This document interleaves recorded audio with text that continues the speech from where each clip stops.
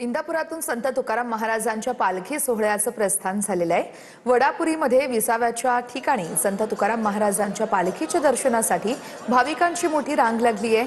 पालखीचा आजचा मुक्काम सराटी या गावामध्ये असणार आहे आणि आपण बघतोय ठिकठिकाणी संत तुकोबांच्या पालखीचं जंगी असं स्वागत केलं जाते आणि या सगळ्या भाविकांकडून आता दर्शन घेतलं जाते। पहाटेपासूनच या ठिकाणी भाविकांची लांबच लांब रांग लागलेली आहे।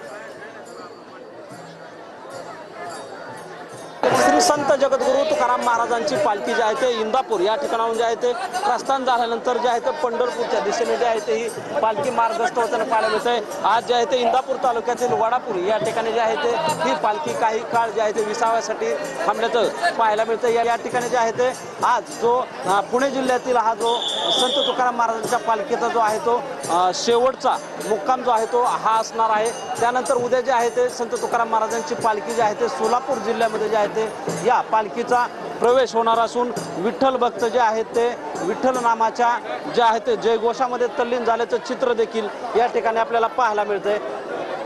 कॅमेरामन विकीसह शीतल कुमार मोठे, TV9 मराठी, इंदापूर।